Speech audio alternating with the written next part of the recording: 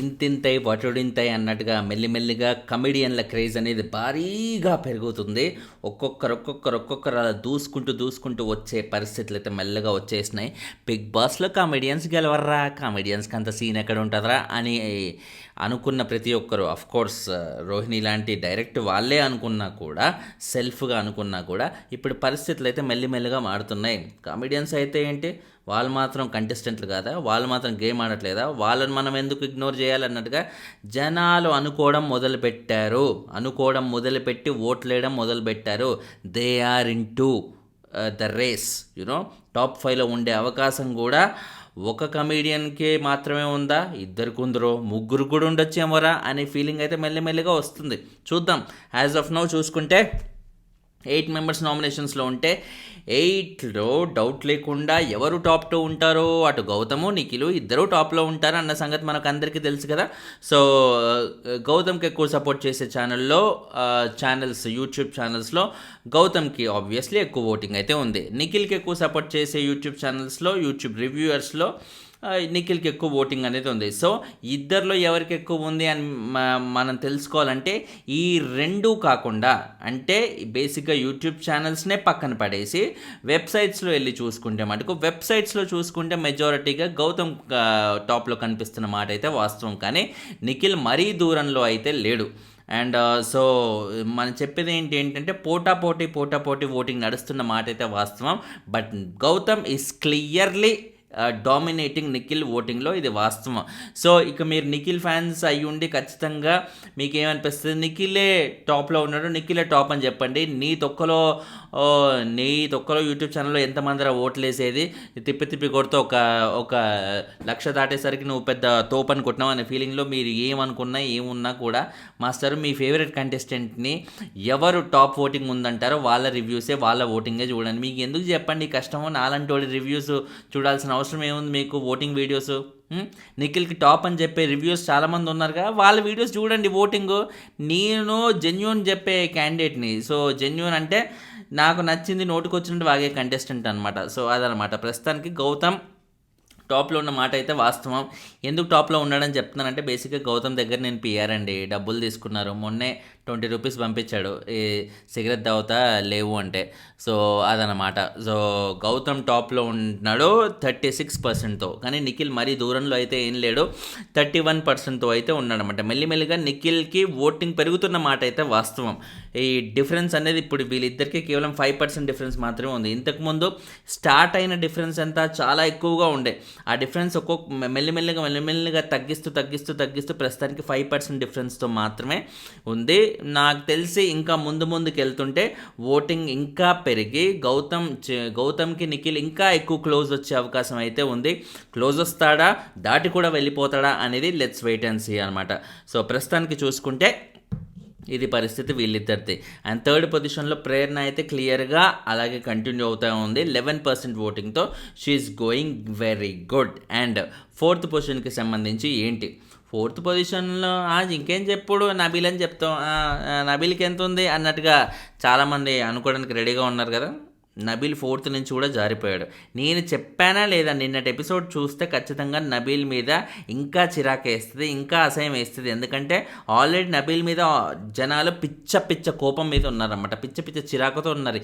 ఏం చేస్తాడరా నాయన కుర్రాన్ని, మనమేమో టైటిల్ రేస్లో అని అనుకుంటే టైటిల్ రేస్ నుంచి జారిపోయాడు. సరే టైటిల్ రేస్ నుంచి జారిపోయాడు, కనీసం 3rd ప్లేస్లోనైనా ఉంటాడులే అన్నట్టుగా అనుకుంటే టాప్ 3 నుంచి కూడా జారిపోయి 4th వచ్చాడు. ఇంకా 4th వచ్చి కూడా పోనీ గేమ్ ఏమైనా ఇంప్రూవ్ అయితే మళ్ళీ 3rd వచ్చే అవకాశం ఉందేమరా అంటే డౌట్ లేకుండా ఇంకా పడిపోతున్నాడు అనమాట. 4th నుంచి ఇప్పుడు 5th పడిపోవాల్సిన పరిస్థితిలో ఉన్నాడనమాట. ప్రస్తుతానికి 4th పొజిషన్లో తేజ ఉన్నాడు. ఇది ఎంత పెద్ద డిజాస్టర్ చూడండి. నిన్న ఆ లెవెల్లో రోహిణి గురించి బిచ్చింగ్ చేయడం ఓకే, రోహిణి ఆయన నామినేట్ చేసింది కాబట్టి బిచ్చింగ్ చేసిండు ఓకే. మరి తర్వాత గౌతమ్ గురించి అఖిల్ వచ్చి పాజిటివ్గా చెప్తుంటే ఆయన గురించి సైడ్కి వెళ్ళి నెగిటివ్గా మాట్లాడుకోవాల్సిన అవసరం ఏముంది? ఆ టాపిక్ నీకు ఎందుకు? వచ్చిన గెస్ట్ల గురించి అప్పటికప్పుడు బిచ్చింగ్ చేసుకోవాల్సిన అవసరం ఏముంది? దేనికి అసలు? అండ్ మాటి మాటికి ఏదో విషయంలో ఇంతున్న దాన్ని చాలా ఎగ్జాజరేట్ చేసి చాలా పెద్దగా చెప్తే నేను లైమ్ లైట్లోకి వస్తా, ఫస్ట్ 5 వీక్స్లో మాత్రం నేను ఫుల్ యాక్టివ్గా ఉన్నాను అందరూ అనుకున్నారు, సో ఇప్పుడు లేనా, సో ఇప్పుడు కూడా నేను ఉంటాను అన్నట్టుగా అలా ఉండాలని చేసే ప్రయత్నంలో ఆయన చేస్తున్న ఈ కామెడీ వేషాలు అనేవి ఒక కమిడియన్ లాగే అనిపిస్తున్నాయి. ఒక కమిడియన్ లాగే అనిపించినప్పుడు ప్రొఫెషనల్ కమెడియన్కి ఓట్లేస్తారు, అంతేగాని ఇట్లా గేమ్ పరంగా కావాలని స్ట్రాటజీ ప్రకారంగా చేసే ఈ యాక్షన్స్ని ఓవర్ యాక్షన్ లాగే కన్సిడర్ చేసి ఓట్లు అనేవి ఎప్పటికప్పుడు ఆటోమేటిక్గా అలా అడుగు కింద పడుతూనే ఉంటారన్నమాట. సో ప్రస్తుతానికి నబీల్ అదే స్టేజ్లో ఉన్నాడు. హీఈస్ కంప్లీట్లీ అవుట్ అన్నట్టుగా డౌట్ లేకుండా చెప్పుకోవచ్చు అన్నమాట. టాప్ 5లో ఉంటాడా ఇంతకీ అనే ఒక పొజిషన్లోనే ఇప్పుడు ఉన్నాడు. ప్రస్తుతానికి 11% ఓటింగ్తో ప్రేరణ థర్డ్లో ఉంటే, ఫోర్త్లో తేజ 8%తో ఉన్నాడు, ఫిఫ్త్లో నబీల్ 7%తో ఉన్నాడు అన్నమాట. సో తేజకు వచ్చే ఓట్లు కూడా ఇప్పుడు నబీల్కి రావట్లేదు.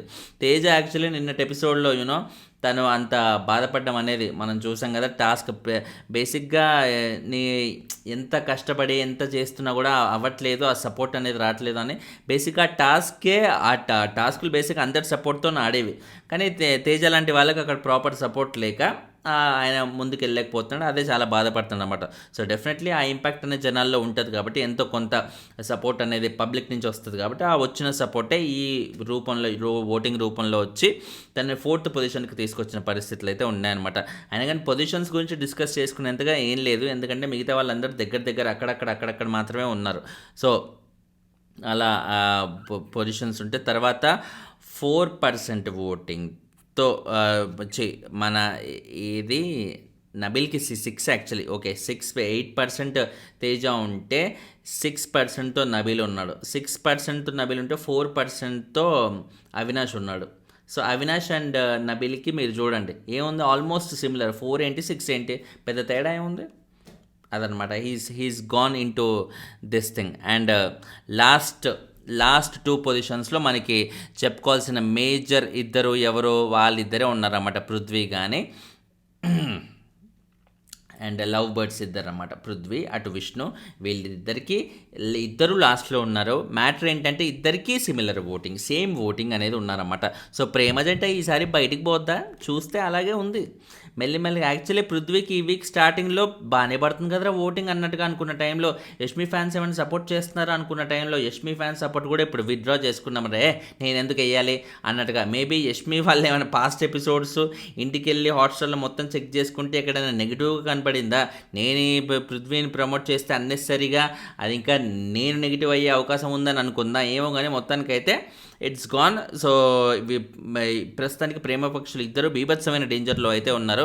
ఈ ప్రేమ పక్షులే బయటికి వెళ్ళిపోతారంటారా, చూద్దాం, let's wait and see. And వీళ్ళిద్దరు వెళ్ళిపోవాలని ఎంతమంది కోరుకుంటున్నారు, వీళ్ళిద్దరు కాకుండా ఇంకెవరైనా వెళ్ళిపోతే బాగుంటుందని అనుకుంటున్నారు డబుల్ ఎలిమినేషన్లో భాగంగా? కామెంట్ అయితే చేసి చెప్పండి, ఛానల్ని సబ్స్క్రైబ్ చేయండి. లైకులు కొడతా ఉంటే ఎక్కువ మందికి వీడియోలు కనబడతాయి మాస్టర్ యూట్యూబ్లో. దయచేసి 1 సెకండ్ పడుతుంది లైక్ కొట్టడానికి, ఆ 1 సెకండ్ నా కోసం వెచ్చిస్తారని భావిస్తూ బాయ్.